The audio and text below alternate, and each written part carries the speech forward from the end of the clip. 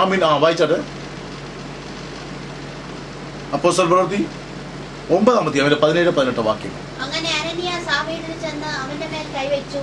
ശൗലേ, സഹോദരാ, നീ കാഴ്ച പ്രാപിച്ചു.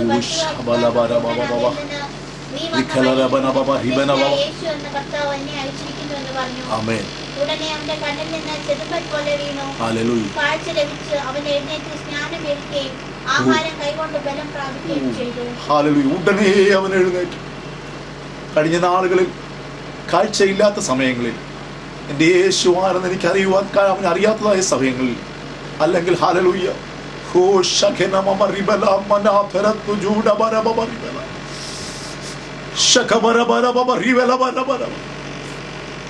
നിനക്ക് കാഴ്ചയില്ലയോ? രാത്രി ദൈവത്തിന് പരിശുദ്ധാത്മാവ് പറ, കർത്താവേ, അങ്ങാരെന്ന് അറിയുവാനുള്ളൊരു കൃപ എന്റെ ജീവിതത്തിൽ പകരണം. എന്റെ പുറം കണ്ണ് അടഞ്ഞിരിക്കുന്ന കർത്താവ്, എന്റെ ഉൾക്കണ്ണ് അടഞ്ഞിരിക്കുന്ന കർത്താവ്. നമുക്കറിയാം, ഒരു ഭർത്തിമായി എന്നൊരു പിച്ചക്കാരനെ കുറിച്ച് നമുക്കറിയാം. അവന്റെ പുറമേ ഉള്ള കണ്ണടഞ്ഞതാ, എന്നാൽ അവന്റെ ഉൾക്കണ്ണ് തുറന്നിരുന്നത് കൊണ്ട് എൻ്റെ യേശു കടന്നു വന്നപ്പോൾ അവൻ്റെ ഒരു സൗഖ്യം ലഭിക്കാനിടയായി. ഇന്ന് രാത്രി പലരുടെയും അവൻ പുറമേ ഉള്ള കണ്ണ് തുറന്നിരിക്കുകയാ, എന്ന അകത്തെ കണ്ണിനെ അടച്ചു കളയുന്ന ദുരാത്മാവിന്റെ ദുഷ്ടവ്യാപാരങ്ങൾ ഭൂമിക്കും സ്വർഗത്തിലും അധികാരമുള്ള യേശുവിന്റെ നാമത്തിൽ ഈ പ്രാർത്ഥിക്കുന്ന സമയത്ത് തന്നെ യേശുവിന്റെ നാമത്തിനെ റിലീസ് ചെയ്ത് പ്രാർത്ഥിക്കുകയാണ്. യേശുവിന്റെ നാമത്തിൽ ആ പോരിനെ ഇപ്പോൾ ശാസിച്ചു മാറ്റുകയാണ്.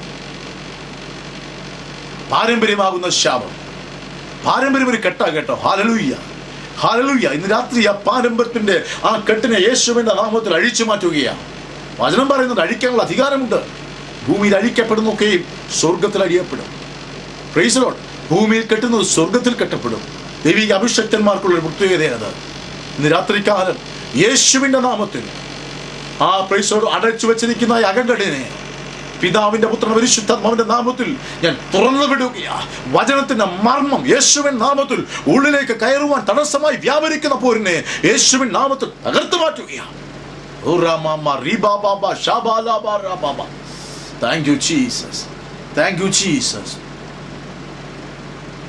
പറഞ്ഞു, ആർക്കാണ് സ്നാനം? വിശ്വസിക്കുന്നവർക്ക് വേണം സ്നാനം കൊടുക്കുവാൻ. മാനസാന്തരം വന്നവർക്ക് വേണം സ്നാനം കൊടുക്കുവാൻ. ശിഷ്യരായി തീരുവാൻ പോകുന്നവർക്ക് വേണം സ്ഥാനം കൊടുക്കുവാൻ.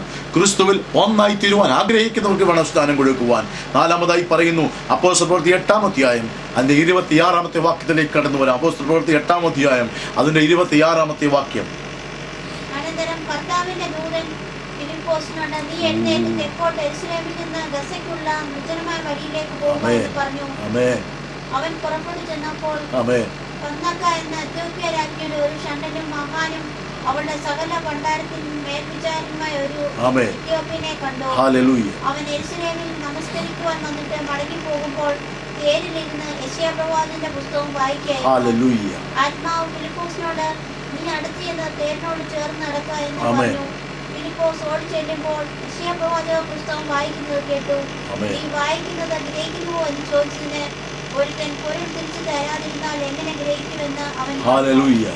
ഫിലിപ്പോസ് കയറി തന്നോടുകൂടെ ഇരിക്കണമെന്ന് അറിയിച്ചു. തിരുവെഴുത്തിൽ അവൻ വായിച്ച ഭാഗമാണിത്. അറക്കുവാനുള്ള ആടിനെ പോലെ അവനെ കൊണ്ടുപോയി കത്തിരിക്കുവാൻ മുമ്പാകെ മിണ്ടാതിരിക്കുന്ന കുഞ്ഞാടിനെ പോലെ അവൻ വായി തുറക്കാതിരിക്കുന്നു. അവന്റെ താഴ്ചയിൽ അവന് ന്യായം കിട്ടാതെ പോയി. അവന്റെ തലമുറയെ ആര് വിവരിക്കും? ഭൂമിയിൽ നിന്ന് അവന്റെ ജീവനെ. 39 വരെ വായിച്ചാൽ 39-ാമത്തെ ഷണ്ഡൻ ഫിലിപ്പോസിനോട്, ഇത് പ്രവാചകൻ ആരെ കുറിച്ച് പറയുന്നു? തന്നെ കുറിച്ചോ മറ്റൊരുത്തിനെ കുറിച്ചോ എന്ന് പറഞ്ഞു തരണമെന്ന് അപേക്ഷിച്ചു. ഫിലിപ്പോസ് ഈ തിരുവചനം ആധാരമാക്കി അവനോട് യേശുവിനെ കുറിച്ചുള്ള ഈ തിരുവചനം അടിസ്ഥാനമാക്കി ഷണ്ണനോട് ഫിലിപ്പോസ് യേശുവിനെ കുറിച്ച് പറയുവാൻ ആരംഭിച്ചു.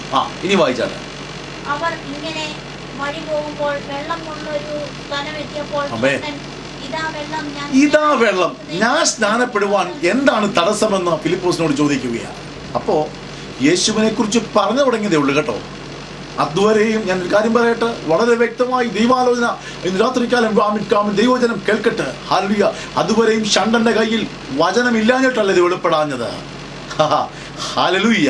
ദൈവത്തെക്കുറിച്ച് കേൾക്കാഞ്ഞിട്ടല്ല ഇത് വെളിപ്പെടാഞ്ഞത്. ഹല്ലേലൂയ. ഞാൻ ദൈവത്തെ സ്തുതിക്കുന്നു. ഞാൻ ഇപ്രകാരമാക്കരുന്നത്, പൊരുൾ തിരിച്ചു തരുവാൻ ഒരു വ്യക്തി ഇല്ലായിരുന്നു.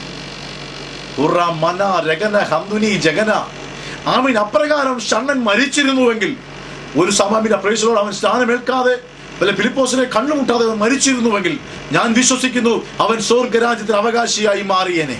കാരണം പൊരുൾ തിരിച്ചു തരുവാൻ ഒരു വ്യക്തി അവിടെ ഇല്ലാതെ പോയി.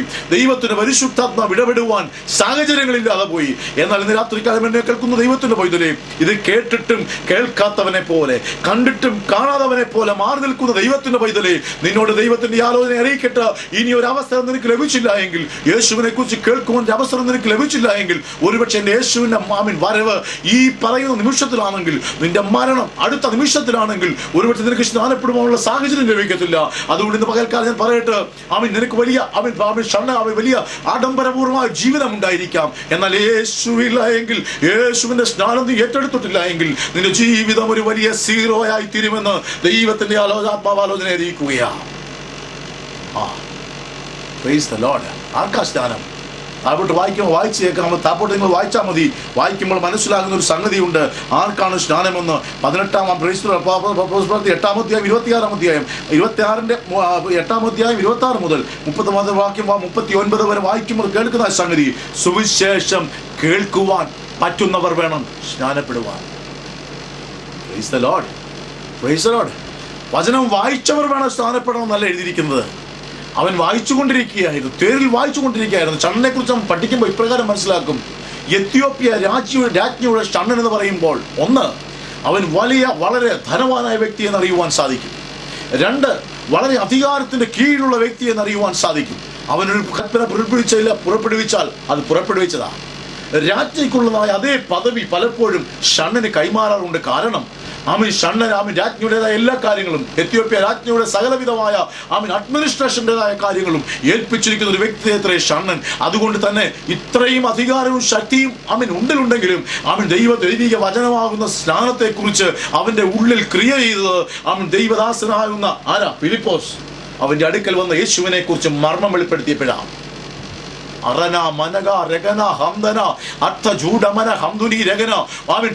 ദൈവത്തെ സ്തുതിക്കുന്നു. ഞാൻ ആയിരിക്കുന്ന UAE-യിലാണെങ്കിലും എന്റെ ശബ്ദം കേൾക്കുന്ന അനേക രാജ്യങ്ങളിൽ ഇതൊരു വിടുതലായി മാറുമെന്ന് ദൈവത്തിന്റെ ആത്മാവാലോചന അറിയിക്കുകയാണ്. ഓ ശബ്ദ ജോഡ ഹസ്ത റീക മന അടന പ്രൗഢ ധീരബലരകന ആമേൻ. Praise the Lord. ദൈവത്തെ സ്തുതിക്കുന്നു. അനേക രാജ്യങ്ങളിൽ ഇതൊരു കൊള്ളക്കമായി മാറട്ടെ. ആർക്കാണ് സ്നാനം കൊടുക്കേണ്ടത്?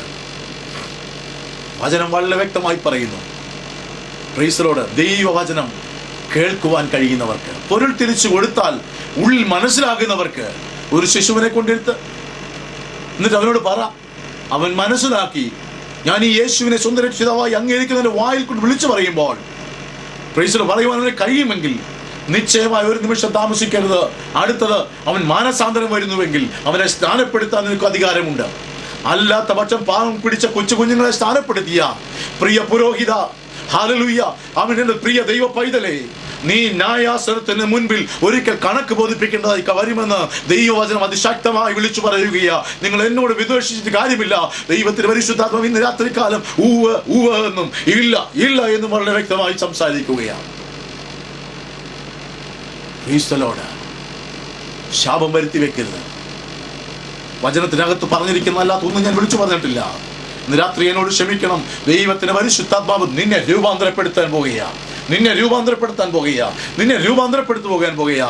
ഇന്ന് വരെ അപ്പ ഞാൻ കേട്ടിട്ടില്ലാത്ത ഈ വചനത്തിന്റെ ശക്തി എന്റെ മേൽ സ്വർഗം ഒന്ന് കൃപ പകർന്ന് ഹല്ലേലൂയ യഥാർത്ഥമായ സ്ഥാനത്തിലേക്ക് എന്നെ നടത്തണമേ എന്ന് ഇന്ന് രാത്രികാലം ചിലത് പ്രാർത്ഥിക്കുന്നത് ദൈവീയ ആത്മാവിന്റെ ദർശനത്തോടെ മനസ്സിലാക്കുവാൻ കഴിയുന്നവർക്ക് ദൈവത്തെ സ്തുതിക്കുകയാണ്.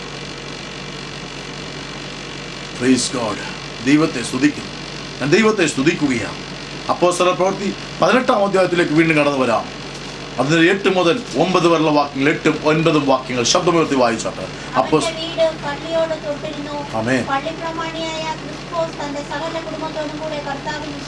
ആമേൻ. ആമേൻ. രാത്രിയിൽ കർത്താവ് ദർശനത്തിൽ പൗലോസിനോട്, നീ ഭയപ്പെടാതെ പ്രസംഗിക്കുക, മിണ്ടാതിരിക്കരുത്, ഞാൻ നിന്നോട് കൂടെ ഉണ്ട്, ആരും നിന്നെ കയ്യേറ്റം ചെയ്ത് ദോഷപ്പെടുത്തുകയില്ല. 18-ാം അധ്യായം 8-ാമത്തെ വാക്യം, അതിന്റെ